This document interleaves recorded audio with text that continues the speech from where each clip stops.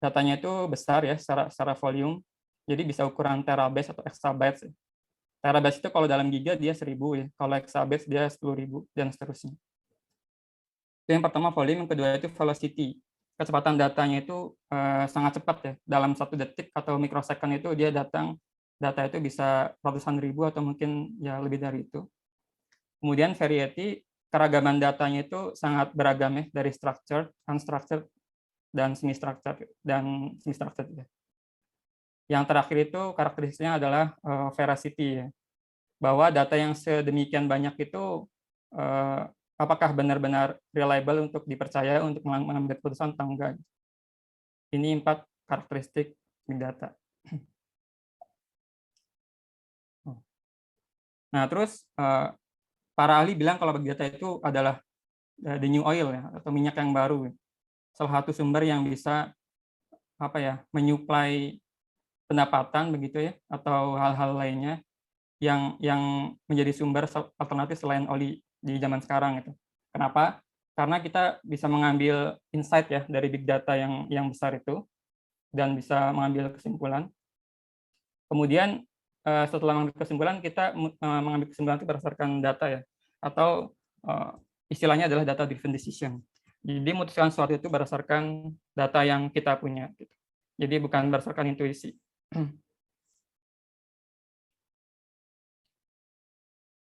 Big data hierarki itu kurang lebih seperti ini. Jadi dari atas ke bawah ya bacanya. Dari mulai pengumpulan data, jadi ini banyak sumbernya ya. Bisa dari sensor, instrumentation, logging, atau user generated gitu ya, kayak kita pakai aplikasi dan seterusnya. Kemudian data itu disimpan ya sederhananya. Kemudian data itu ditransformasi, mungkin dibersihkan atau ada anomali-anomali yang perlu dihapus dan seterusnya ya. Kemudian diagregasi gitu ya, disimpulkan, disummarize untuk menyederhanakan data yang dari besar itu lebih kecil lagi. Kemudian yang terakhir itu bisa dilakukan prediction gitu ya, atau optimisasi, atau menggali insight dari data yang dari paling bawah itu sedemikian besar, kemudian mendapat insight-nya dari artificial intelligence atau machine learning.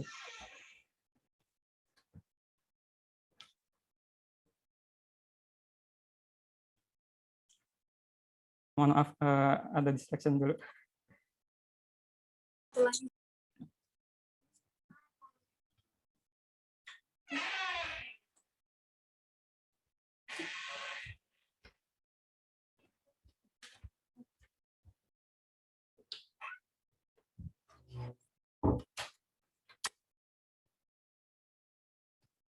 Iya, mohon maaf.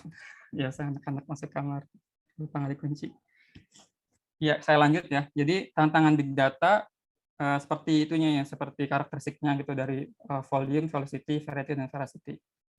Ini aku skip dulu ya, takutnya nggak cukup bisa dibaca. Ini salah satu sampel research di bidang big data analytics. Jadi dengan machine learning, ini ceritanya di US ya, di Amerika.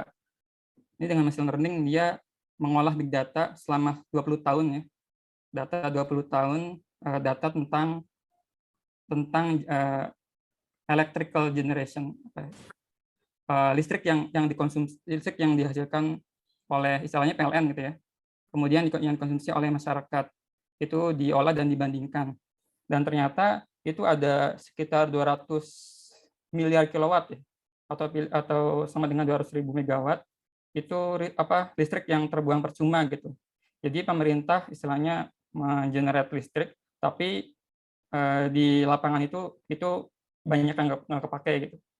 Jadi dari permasalahan itu si peneliti ini coba memprediksi kira-kira bulan depan itu kebutuhan listriknya berapa sih gitu, supaya dari apa yang dibuat listriknya itu dengan apa yang dikonsumsi itu mendekati gitu, nggak ada yang terbuang.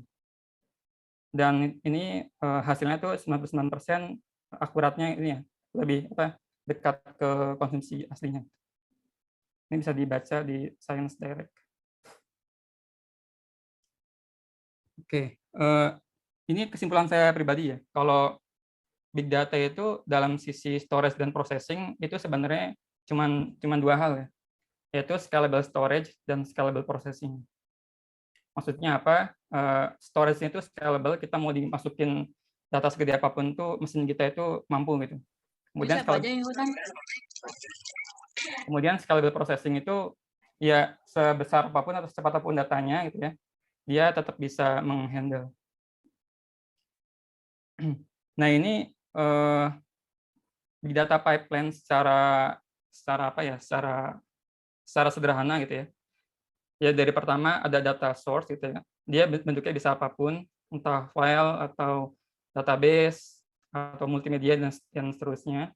Kemudian data itu diambil ya, data ingestion diambil, kemudian data itu disimpan di data lake. Data lake ini isinya berbagai macam data dari mulai structured sampai unstructured. Kemudian data itu diproses gitu ya, diproses. Ada yang disimpan ke data warehouse dan data mart, ada yang disimpan kembali ke data lake untuk konsumsi machine learning atau data mining. Dari data warehouse atau data mart ini dia bisa dijadikan sebagai analisis atau reporting gitu ya biasanya. Kalau dari bisnis itu biasanya jadi reporting ke manajemen. Kemudian selain itu dia juga bisa jadi inputan untuk data mining. Dan hasilnya adalah pada akhirnya itu data driven decision. Keputusan berdasarkan data yang kita punya. Nah, big data processing dan analytics itu menurut saya terbagi jadi dua ya. Yang pertama streaming processing, yang kedua batch processing. Jadi streaming processing itu begitu data masuk gitu ya, data masuk itu langsung diproses gitu. Entah dia di grup dulu dalam window function gitu ya, atau dalam size tertentu, atau dalam waktu tertentu, misalkan kayak 5 menit gitu, atau 1 menit seperti itu, langsung diproses. Atau mungkin bisa juga setiap satu data masuk langsung diproses. Atau yang kedua itu batch processing gitu. Data itu diproses dalam skala besar dalam grup data dalam satu waktu. Iya, itu sedikit ya tentang apa refreshment tentang big datanya dan hidangan pembuka ya. Oke, ini kita masuk ke hidangan utama ya. Pastinya hidangan utama lebih banyak dan lebih berat ya, jadi bisa dipersiapkan. Oke, pertama kita bahas tentang distributed dan parallel processing.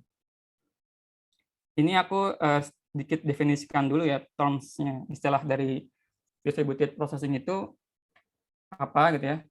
Jadi distributed processing itu pada saat kita punya kumpulan data gitu ya. Misalkan ini ada dataset 1 sampai 9 gitu. Kemudian dia dipotong-potong gitu ya dan dibagikan ke nodes atau komputer yang kita punya gitu. Dan setiap nodes itu dia punya data yang berbeda. Misalkan ini ada nodes A, dia punya data 1 sampai 3, kemudian yang B yang punya data 4 sampai 6, C 7 sampai 9. Seperti itu. Terus terms yang kedua itu parallel processing. Parallel processing itu apa sih? Jadi kita punya beberapa nodes dalam satu sistem kita, kemudian dia memproses datanya masing-masing gitu. Kayak yang di atas gitu kan. A punya data masing-masing, B masing-masing. Kemudian secara kronologis mereka itu mengeksekusi dalam waktu yang bersama ya. Jadi di T0 mereka itu bareng-bareng mulai dan mungkin selesainya beda-beda tapi mereka itu diproses secara bersamaan. Itu ya definisi dari parallel processing. Oke, terus bedanya apa ya sekuensial versus paralel? Jadi kalau diibaratkan itu ada kita mau belanja ke itu ya ke convenience store, terus ada satu kasir dan punya 2 antrian, pastinya yang diproses satu kan. Yang ini dulu maju, terus yang kedua maju dan seterusnya.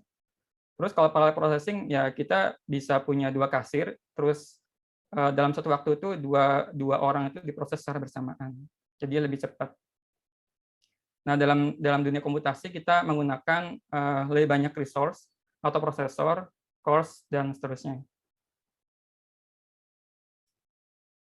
Okay.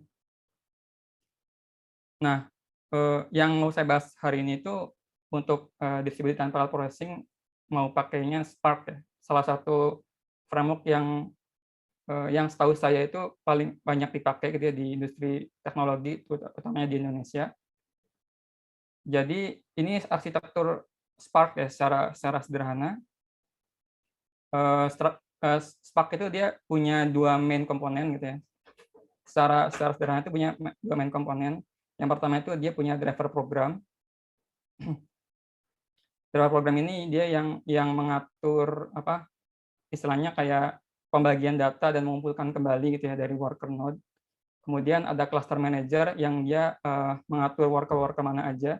Yang misalkan ada worker yang down itu dia yang nanti yang handle worker mana yang bakal jadi backup gitu. Intinya ada 2 master dan worker node gitu ya. Master itu dia kayak mengatur dan menerima inputan data, dan yang kedua itu ada worker yang mengeksekusi data di setiap node-nya. Ini istilah definisi dari ini tadi ya, driver dan worker itu apa aja. Ini aku tulis di sini.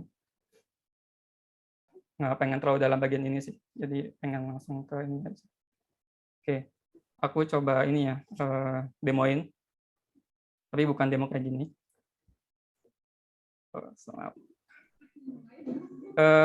Ini kalau aku share ini bisa. Ini kelihatan nggak ya? Mohon maaf. Ada nih. Saya share VS Code gitu, editor. Kelihatan kan? Kelihatan. Kelihatan ya. Jadi, okay. Jadi yang pertama kayak ini sih kan. Oke, ini saya execute dulu.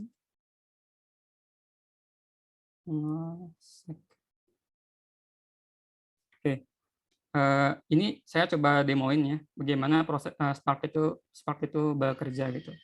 Jadi yang pertama saya coba execute dulu, execute dengan cara sequential ya, atau dengan cara bukan big data gitu, bukan pakai Spark. Jadi ini aku pakai Python, kodenya simpel. Ini datanya itu ada sekitar 100 CSV gitu ya. Aku generate sendiri sih kayak buat simulasi doang biar simpel. Datanya itu kayak gimana? Datanya itu 2 kolom aja, ini bentuknya CSV, comma separated value atau value yang dipisah oleh koma. Jadi ada ceritanya itu kita ada di bank, kita punya data bank. Terus ini ada kolom rekening gitu ya, nomor rekening. Yang kedua itu ada kolom nominal yang dia punya gitu ya, atau balance-nya gitu. Mungkin ini dalam dolar kali. Gitu. Nah datanya seperti itu ya. Terus sebenarnya kodenya sederhana. Jadi kayak di-iterate aja gitu ya dari file-file CSV ini, kemudian dihitung gitu ya, diambil angka ininya, diambil angka balance-nya atau nominal uang dalam rekeningnya, terus dikumpulkan dalam suatu variabel gitu dari semua file ini. Nah ini masih proses ya. Kalau misalkan kita lihat di monitoring resource, itu si Python ini dia mengkonsumsi 94% CPU. Kemudian CPU load-nya seperti ini, bisa dilihat ya, nggak menyentuh top gitu ya. Terus kita lihat di sini ada CPU usage dan CPU history. Nah ini kelihatan ya kalau kebetulan di laptop saya ini satu CPU itu 8 core gitu ya. Ada 8 core dan ini penggunaan CPU setiap core-nya seperti apa ini kelihatan. Kalau makin tinggi grafiknya berarti kan makin ini ya, makin banyak dipakai. Nah ini kalau yang bagian bawahnya ini dia penggunaan CPU saat ini ya. Kalau yang ini kan ada historical dari sebelumnya kelihatan. Nah kalau yang ini kita lihat ya, kalau CPU utilization-nya itu dia kayak mungkin dominannya di core ke-5 sama ke-6 mungkin. Seperti itu. Dan core 1, 2, 3, 4-nya itu dia apa ya, sedikit dipakai, mungkin dipakai untuk proses lain seperti OS dan lain-lain. Jadi nggak kepakai semuanya gitu. Seperti itu. Terus ini masih lama ya, berapa menit saya lupa.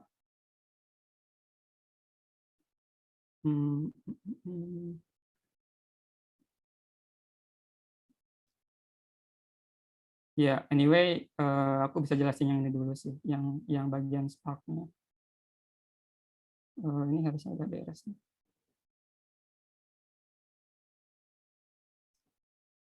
Oke.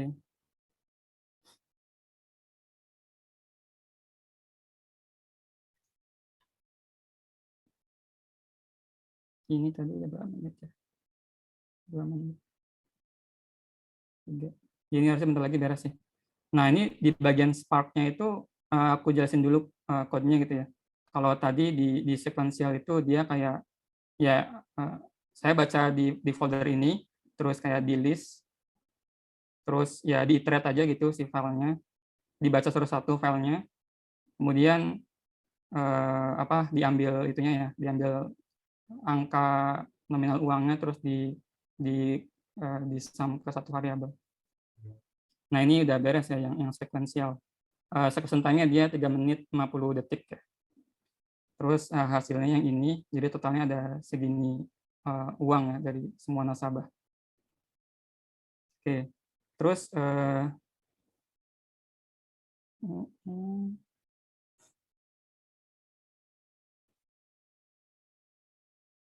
oke, terus kita coba ini ya, yang kita coba apa namanya? Sorry, sebelumnya aku jelasin dulu kodenya. Nah, kalau Spark itu gimana sih? Kalau Spark itu yang pertama kita bikin bikin ini ya, sessionnya atau connection-nya. Maksudnya apa? Ini bikin connection antara master dengan slave ya. Master dengan slave itu tadi ya, master dengan worker. Si yang apa ya? Istilahnya kepala kepala cluster gitu ya, dengan para workernya. Kemudian ini saya mau pakai semua core yang saya punya di laptop saya, kebetulan 8, atau bisa juga ditulis bintang gitu ya, untuk pakai semuanya. Atau mungkin pakai 2 aja boleh gitu kan, itu terserah kita. Terus ini yang nama aplikasi yang mau kita set di itunya, di Spark-nya, dan ya dibuat gitu. Kemudian dia baca formatnya CSV, dia ada header-nya dari folder ini. Nah, kebetulan ini aku case-nya pakai ini ya, pakai PySpark SQL gitu ya. Jadi ini bikin temporary table namanya data bank. Habis itu buat dapat semua semua uang di nasabah itu makanya bentuknya SQL gini. Jadi select dari account balance itu kan. Karena tadi kan nama kolomnya kan account balance ya. Nah, ini account balance. Terus ya di sum aja semua gitu. Udah sesimpel itu doang. Terus diambil hasilnya. Oke, kurang lebih gitu ya. Terus diambil hasilnya, terus disimpan jadi file juga. Ini kita coba itu ya, jalanin pakai Spark. Jadi komennya Spark submit gitu sih. Jadi setelah install Spark itu bisa dilakukan kayak gini ya, Spark submit, terus nama filenya apa. Nah, ini kita lihat dia jalannya sekali jalan langsung banyak ya, sekalian 8 core. Terus kita lihat lagi nih monitoring resource-nya ya. Di CPU usage, kemudian CPU history. Nah, ini langsung kelihatan nih kalau sekarang itu semua core dipakai gitu ya, dibandingin tadi yang code biasa gitu ya, dengan cara biasa. Kalau sekarang semua core dipakai di laptop saya gitu. Ya mungkin sedikit-sedikit sisanya itu dipakai buat OS dan lain-lain gitu. Kemudian CPU history-nya itu kita lihat langsung naik semua gitu. Dari 8 core ini langsung kepake semua. Dan CPU secara persentase itu hampir menyentuh angka 800. Maksudnya adalah satu CPU atau satu core itu dia digambarkan dengan 100%. Ini maknanya berarti kalau disederhanakan itu dipakai 6 CPU secara penuh ya, 6,5. Seperti itu. Ini kelihatannya CPU loadnya juga dia sekarang menyentuh ke angka atas. Oke. Ini eksekusi time-nya kurang lebih 1-2 menit sih, seingat saya.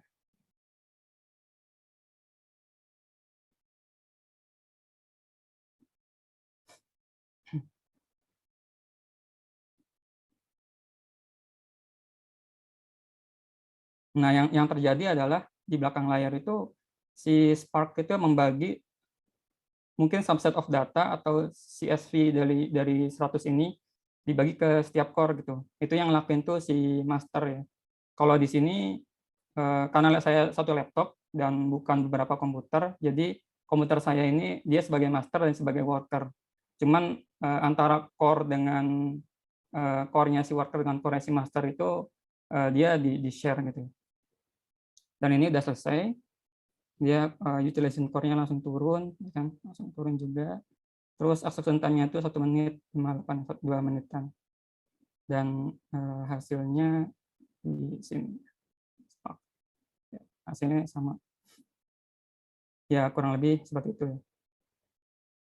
Spark secara sederhana. Terus saya mau pindah ke slide. Nah.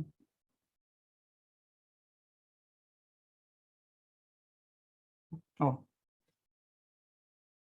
Oke, kita lanjut ya. Itu tadi tentang Spark-nya.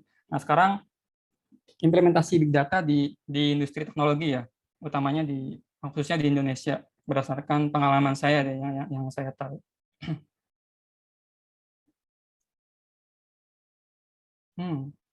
Ini animasinya salah. Ya, ini saya munculin semua aja deh.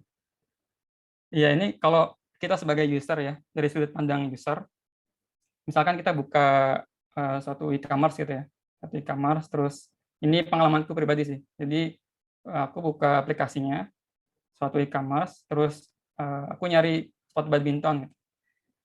Search, gitu kan? Maaf.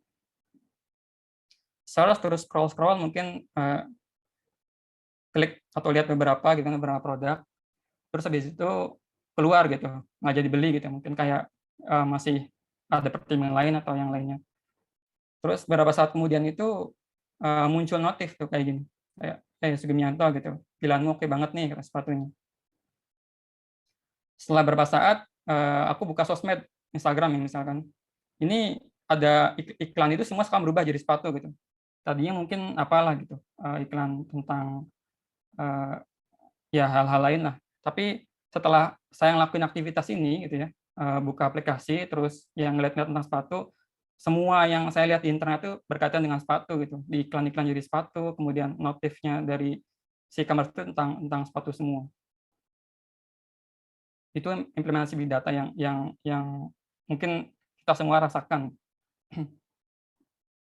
Nah, di belakang layar itu seperti apa sih gitu? Bisa jadi kayak gitu gitu ya.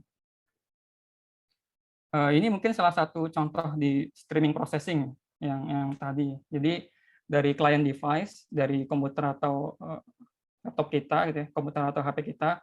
Kemudian biasanya itu apa ya? Setiap company pasti dia punya ini sih, punya data namanya data tracking, data tracker. Dan itu tuh diimplement di SDK secara apa? Secara front end gitu. Dan setiap user itu ngelakuin sesuatu di aplikasinya itu datanya dikirim. Jadi kayak kita buka aplikasi, itu datanya udah ngirim. Kita scroll ke bawah itu data ngirim. Kita masuk klik sesuatu di search box gitu ya, dia ngirim data. Kita masukin wishlist, dia ngirim data. Pokoknya semua aktivitas di aplikasi itu semua dikirim datanya. Secara sadar atau enggak kita gitu ya, dikirim ke server si company tersebut. Kemudian biasanya ada message broker. Jadi tempat penampungan pesan yang instan gitu. Kemudian dalamnya ada message consumer, diambil datanya dan simpan ke database. Nah, dari sini itu ada dua kemungkinan. Yang pertama dia dilempar langsung ke third party atau diolah di service sendiri di company-nya, terus yang mungkin di third party juga gitu. Dan dari third party ini biasanya dia bentuknya jadi push notification gitu kan, atau email, tawaran sesuatu, atau kayak tadi di Instagram gitu kan ada iklan gitu. Kurang lebih seperti itu ya. Dan goal-nya apa sih gitu? Ya goal-nya increase revenue gitu kan, meningkatkan pendapatan gitu. Jadi dengan iklan-iklan yang lebih personalized gitu ya, si company itu bisa dapat untung lebih banyak. Nah ini kasus kedua ya, sudut pandang user juga masih. Kita sama itu kita buka e-commerce terus kita cari-cari produk. Nah kemudian ada ini ya namanya rekomendasi untuk Anda ya, si e-commerce ini menyarankan suatu produk lain. Dan ini namanya recommendation system. Dan apa yang dilakukan di belakang gitu ya. Jadi tadi yang udah saya sampaikan, kalau semua data yang aktivitas kita di aplikasi itu semua direkam gitu kan. Yang sekarang itu semua direkam.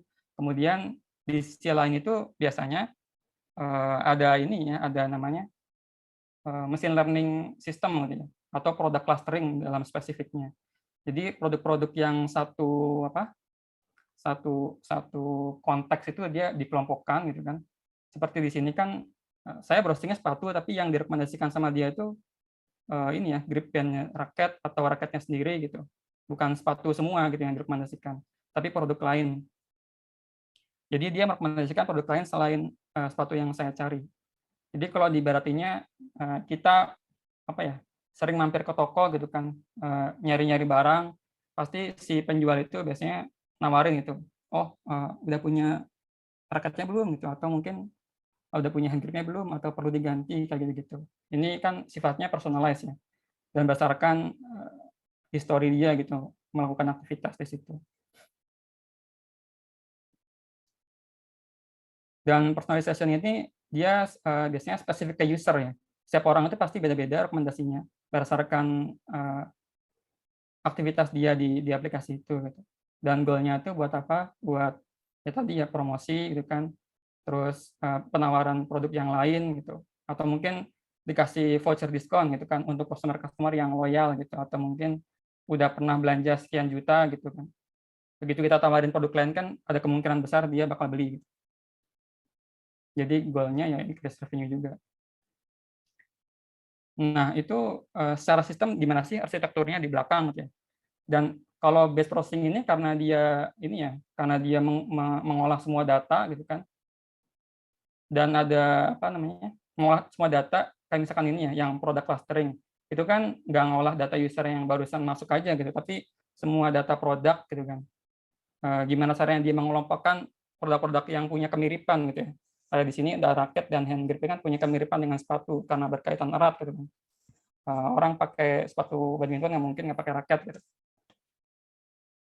Dan itu pengolahan datanya ditunjukkan dengan batch processing ya, seperti yang tadi saya singgung. Kalau dia melakukan prosesan dengan secara kelompok gitu ya, secara grup besar data. Terus di belakangnya apa sih?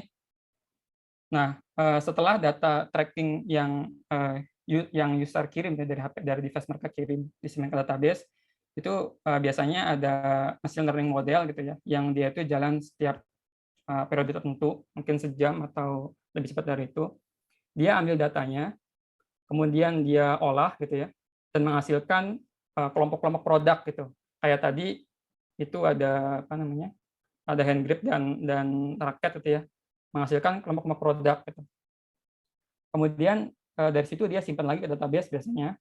Terus dari recommendation service biasanya itu dia ambil datanya, terus dikirim tuh langsung ke device user atau lewat third party.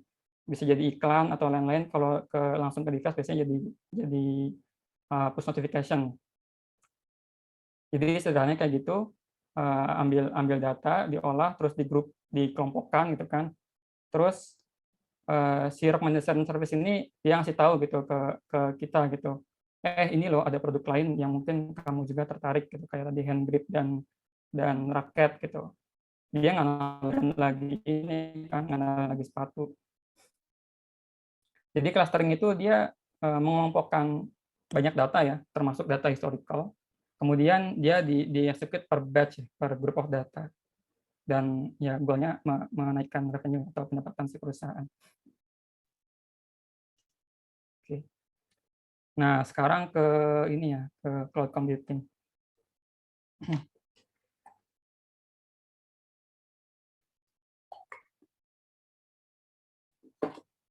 Oke. Cloud computing dulu ya sekarang. Cloud computing itu apa sih? Ini definisi apa ya? Definisi theoretical ya dari salah satu provider cloud, Microsoft Azure. Katanya cloud computing itu apa istilahnya menyediakan layanan komputasi gitu ya, termasuk server, penyimpanan, database, networking, software, analytics, dan kecerdasan lainnya gitu ya. lewat internet atau disebutnya dengan cloud gitu ya. Cloud itu kan secara sederhana definisikan kalau misalkan kita ada di sini gitu ya, ada di rumah masing-masing, si komputer itu bukan ada di kita gitu, bukan ada di rumah kita tapi ada di tempat lain, dan itu kita sebutnya dengan cloud. Ya, secara sederhana cloud computing itu saat kita menyimpan data gitu ya, dan proses data kita itu bukan bukan di tempat kita gitu ya, tapi di sistem lain atau di pihak ketiga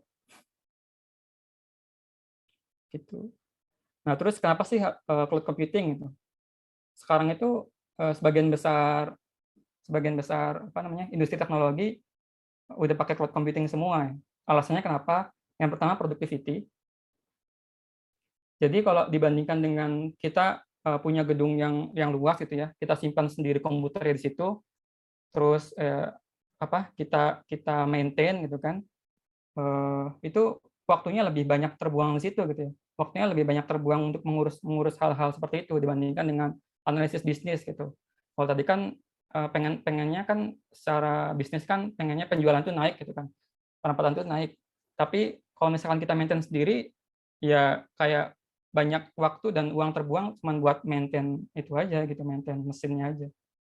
Jadi kurang produktif. Yang kedua cost ya, alasannya.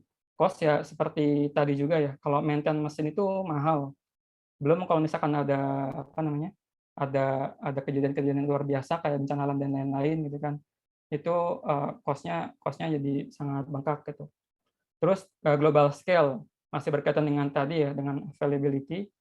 Kalau dengan cloud computing itu biasanya si cloud provider dia nggak cuma nyimpen data centernya di satu negara ya, di banyak negara.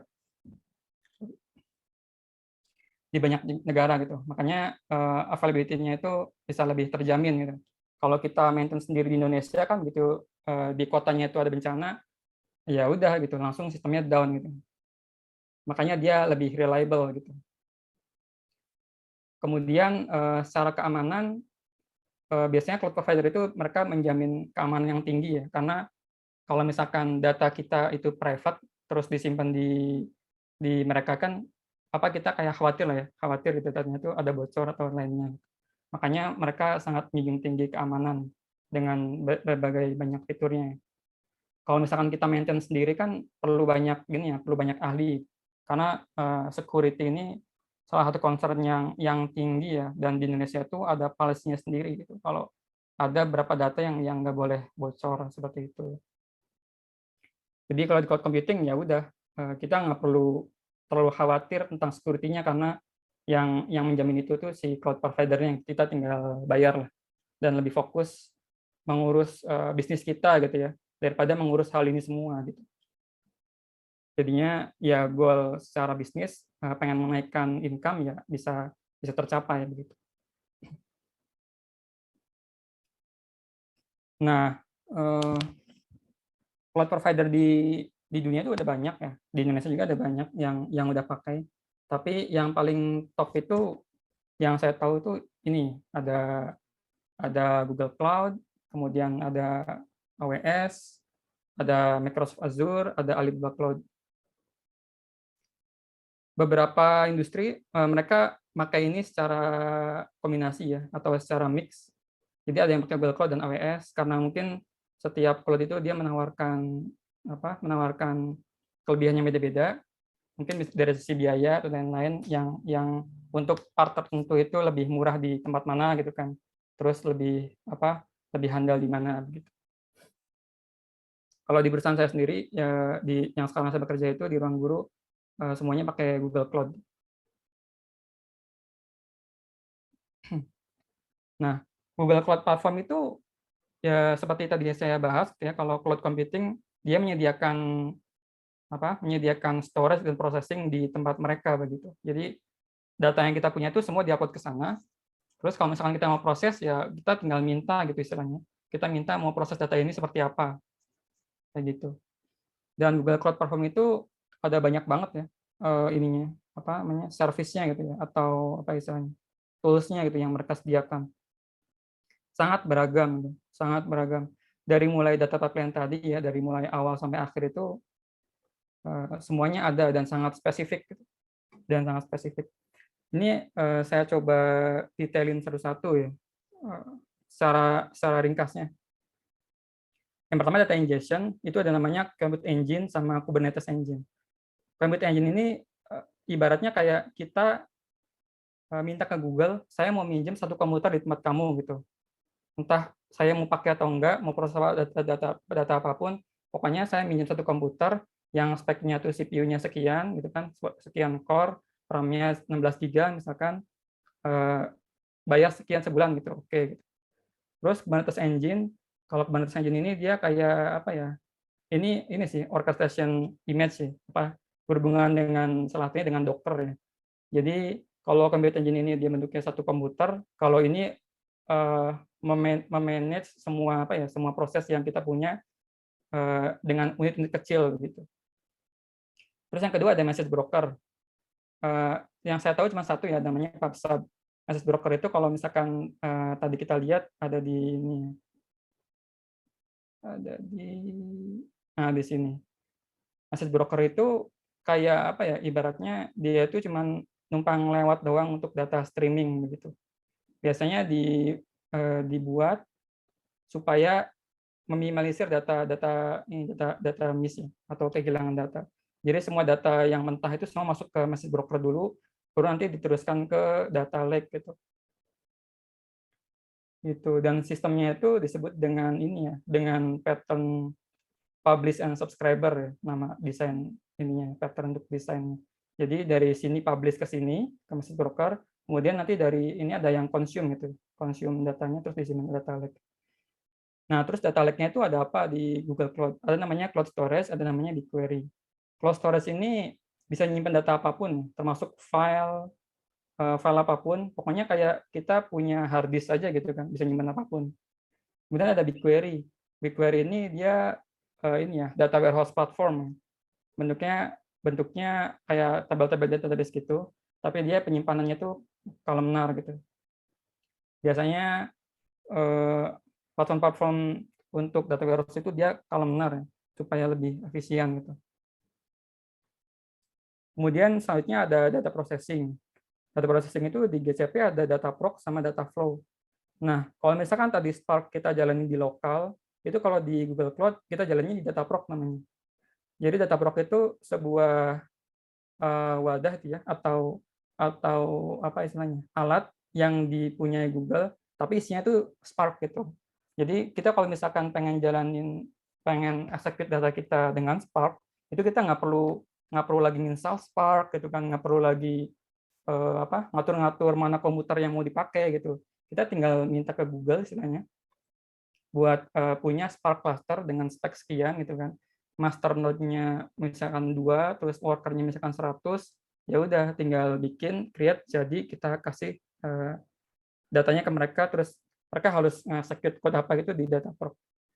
Terus ada data processing yang kedua itu ada data flow. Ini dipakai buat streaming kalau data flow.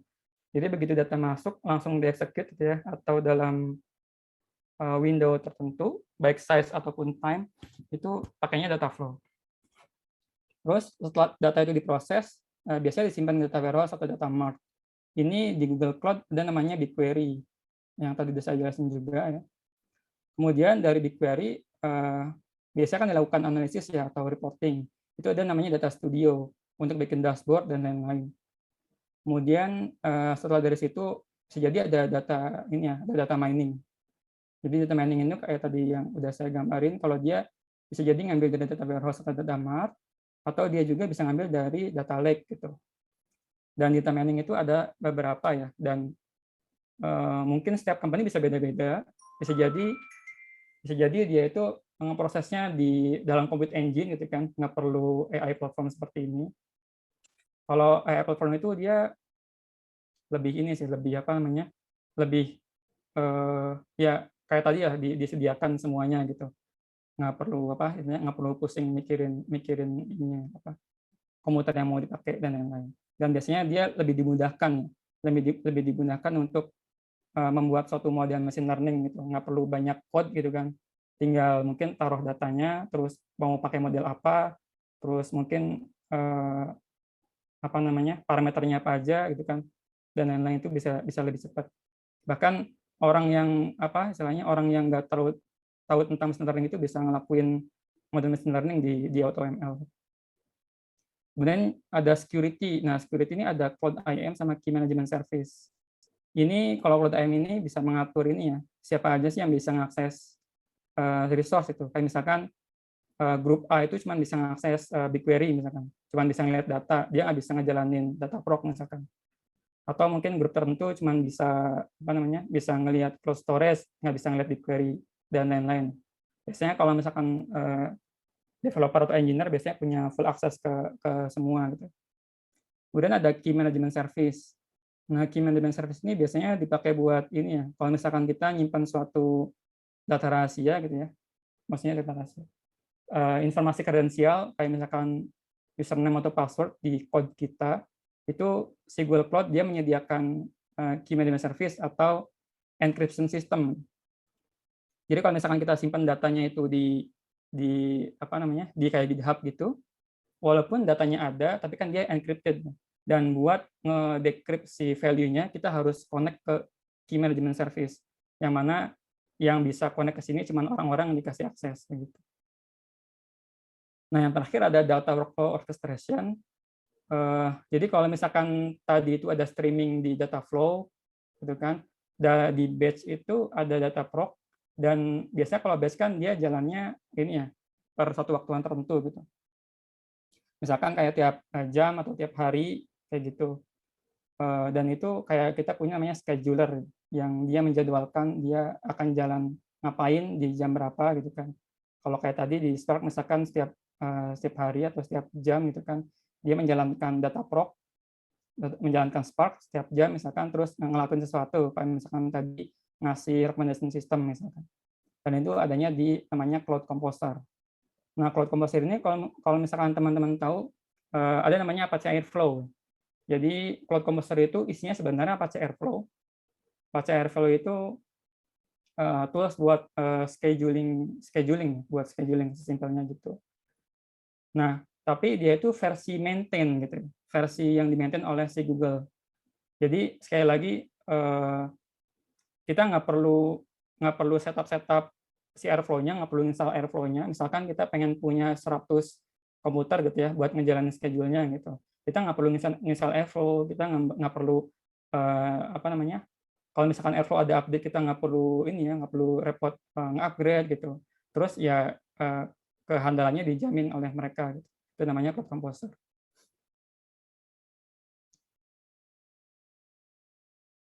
Oke, ini demo lagi, demo jilid 2. Oke, ini aku mau pengen liatin. Jadi GCP itu seperti apa sih? Gitu.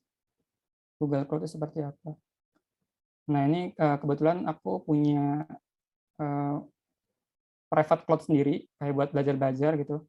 Walaupun ya harganya lumayan, tapi kalau misalkan yang belum pernah pakai itu ada gratis $300 dari Google Cloud. Buat kita punya instance sendiri ya, bisa ngelakuin explore dengan $300. Itu lumayan sih. Kayak misalkan pengen punya komputer sendiri ya, atau virtual machine sendiri gitu ya di Google, terus kita pengen ngelakuin ngejalanin job sesuatu gitu, itu bisa buat bahan belajar. Nah, ya ini ada di sini.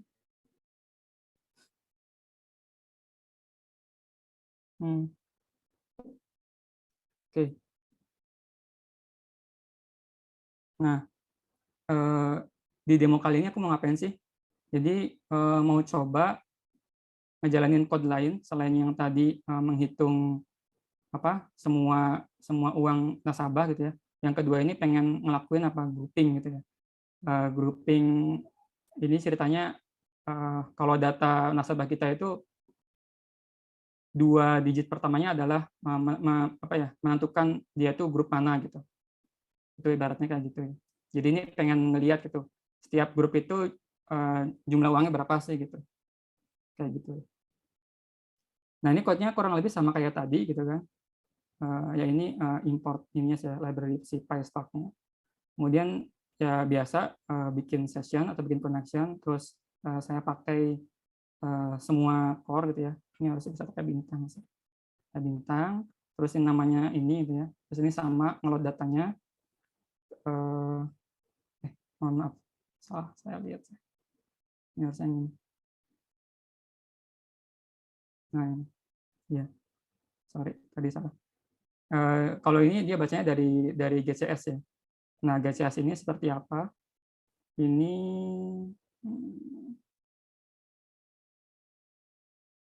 Nah, ini namanya Google Cloud Console. Jadi ke sini ya, console.cloud.com. Dari sini kita bisa maintain semua service yang kita sewa ke mereka lah istilahnya. Dan dari dashboard itu dari depan kayak gini, ada nama projectnya apa, terus kita punya komputer berapa banyak, dipakainya berapa persen, terus nanti biayanya berapa gitu. Ini masih nol dan lain-lain. Dan kalau misalkan dilihat sebelah kiri, itu servisnya banyak banget gitu kan. Kalau tadi kan ada Kubernetes Engine, ada Dataproc, BigQuery, ada Composer, ada Cloud Storage, dan masih banyak lain. Banyak banget. Nah, tadi kan aku mau ngeliat ini ya, kalau datanya itu ada di Cloud Storage, yang mau kita coba jalanin di Cloud Process. Di Cloud Storage itu ini, jadi istilahnya kita punya bucket gitu ya, ibaratkan folder gitu. Nah, kita bisa nyimpen file apapun di sini. Kalau di sini tadi ya, yang code yang Python itu ada simpan di cloud juga, terus datanya di sini. Sama kayak tadi di lokal saya gitu, cuman saya upload ke sini. Ini jumlah datanya kalau nggak salah sekitar 10 giga, satu filenya 100 MB. Oke. Nah, dia ngambil data dari situ, dari GCS, kemudian sama kayak tadi, dia bikin temporary table, namanya data bank. Habis itu, kalau ini casting aja sih, uang convert value-nya ke long. Terus ini yang utamanya ya, jadi dia ngambil dua karakter pertama, terus habis itu di sum gitu, dan dia di grup berdasarkan dua karakter pertamanya. Kayaknya kalau SQL gini teman-teman udah familiar. Terus ya ini di sort ini sih di sort scanning by account group kayak gitu. Terus ya disimpan ke CSV. Oke. Terus nah, terus gimana sih pengen ngejalanin sesuatu, pengen jalanin Spark kayak ceritanya. Pengen jalanin Spark ini tapi di cloud gitu. Nah, kita pengen ngejalannya tapi di mana tadi di Dataproc gitu kan. Nah, di Dataproc itu kita ngelakuin apa sih? Kita bikin cluster namanya cluster Dataproc. Ini kalau misalkan masuk ke Dataproc, ini bisa kita tinggal create cluster. Terus kita bisa bikin clusternya itu ya biasanya ini sih defaultnya on Compute Engine gitu kan. Terus kita kasih namanya, clusternya namanya apa, terus mau kita simpan di mana lokasinya. Ini bisa banyak kalau sekarang, dari mulai US, Europe, Singapura, bahkan Jakarta juga ada. Jakarta itu namanya Asia Southeast 2. Di Jakarta itu ada cluster data center Google. Baru ada tahun kemarin, 2021. Terus mau kayak gimana? Apakah satu master dengan banyak worker, atau single node aja, misalkan satu master, 0 worker. Nah, biasanya ini bisa buat belajar nih. Jadi dipakai juga buat proof of concept atau small scale processing kayak gitu. Atau high availability, bisa masternya banyak, terus worker juga banyak kayak gitu. Terus ini OS yang kita pilih bisa kita pilih juga, mau pakai Debian atau Ubuntu kayak gitu. Terus ini kalau misalkan ada komponen tambahan yang mau kita masukin, terus apa ya? Nah, ini kalau ini kita tentuin nih mesinnya mau series apa, N1, N2. Ini ada deskripsinya sih kalau mau lihat di dokumentasinya ada. Dan mesin type-nya bisa kita pilih ya, apakah pakai 2 CPU dengan 7,5 memori yang berapa gitu ya. Ini bisa kita pilih atau bisa custom sendiri gitu. Satu CPU misalkan memori jangan banyak-banyak, 2 GB doang kayak gitu. Terus disknya mau berapa bisa kita ini juga, ini SSD-nya. Kayak gitu ya. Terus tadi yang masternya, ini yang workernya bisa kita set juga dengan cara yang sama. Ini bisa default ya, terus ya tinggal create. Nah, ini kebetulan aku udah bikin ini sendiri, klasternya. Ini cuma satu ini sih. Nggak ada workernya, cuma master aja, cuma buat simulasi aja, kecil aja.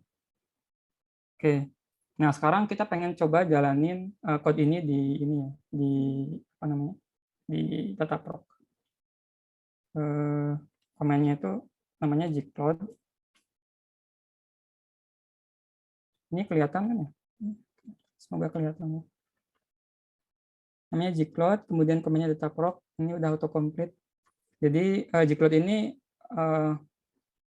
command line ini ya, command line interface yang disediakan oleh Google buat kita bisa berkomunikasi dengan cluster kita yang di GCP gitu. Jadi kita kalau misalkan pengen nyuruh mereka bikin cluster, pengen matiin cluster, pengen submit job, kita tuh nyuruhnya versi ini gitu. Dari sini, dari CLI. Dan bentuknya itu biasanya API ya.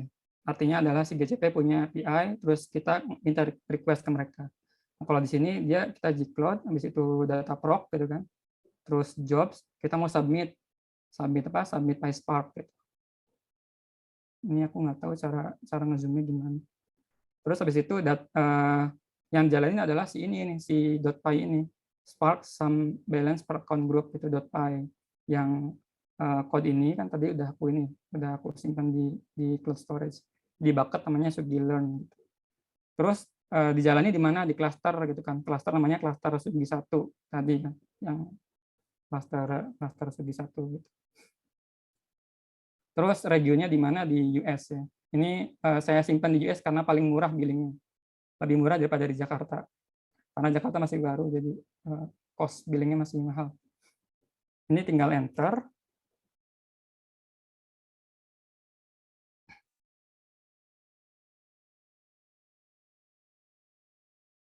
Nah, ini udah ke submit ya, waiting for job output. Ini kalau misalkan kita lihat di dalamnya, di jobs gitu ya, itu harusnya ada yang lagi running. Yang request tadi itu, yang ini paling atas, dia starting gitu kan. Job ID-nya ini. Kayak gitu. Terus kita lihat lognya kayak gimana dalamnya. Kalau misalkan dia ada error, bisa lihat dari sini. Kayak gitu. Terus kalau misalkan dia udah selesai, biasanya return sesuatu gitu ke sini. 14.23.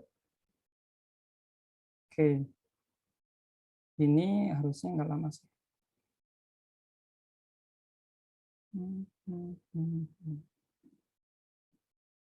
Ya, anyway, caranya gitu ya. Caranya gitu buat jalanin Spark di cloud di GCP. Oke, lanjut. Kayaknya aku udah kebiasaan waktu. Oke, ini part terakhir ya.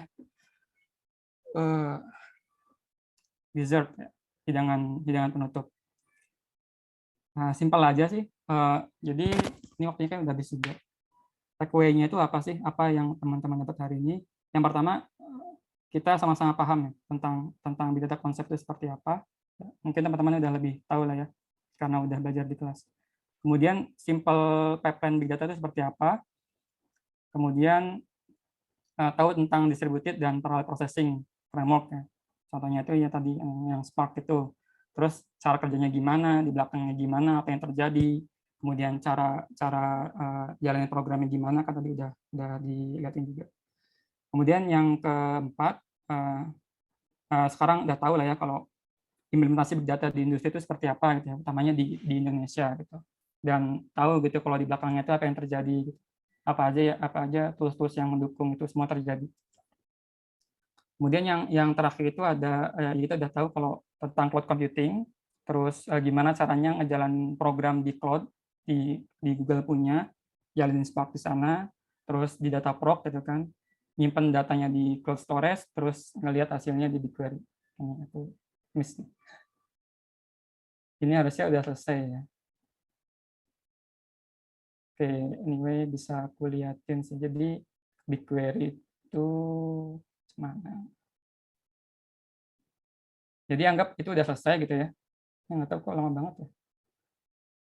Jadi udah sampai menit. Ini cuma semenit, 2 menitan gitu ya. Ini lama banget. Nah tadi ceritanya udah beres gitu ya. Terus disimpan datanya di BigQuery gitu. sebagai table gitu ya. Tadi kan namanya sum balance per account group. Nah, tadi kan ada ini ya, ada account grupnya, terus sumnya berapa. Terus ya ini nama tabelnya gitu kan detailnya, terus preview datanya seperti ini gitu. Ya kayak tabel biasa sih, kayak database gitu. Cuman dia kolumnar. Account group terus sumnya. Terus ya kita bisa lakuin analisis sederhana sih, misalkan kayak tadi gitu ya. Pengen tahu misalkan apa namanya? Sederhana aja kayak grup mana sih yang duitnya paling banyak gitu misalkan. Order by apa namanya? Sum ya, order by sum. Spending. Ini tinggal run aja, terus ya kita tahu deh. Kalau kalau akun grup D5 itu dia nasabah di dalam grup D5 itu duitnya yang paling banyak. Kayak gitu. Ini di query seperti ini ya. Yang kayak gini lambang. Oke. Jadi udah slide terakhir. Nah, setelah itu apa yang bisa teman-teman bawa dari sini? Sekarang giliran teman-teman semua ya. Bisa nyoba yang tadi saya praktekin di lokal. Nanti bisa ngelihat di sini aja.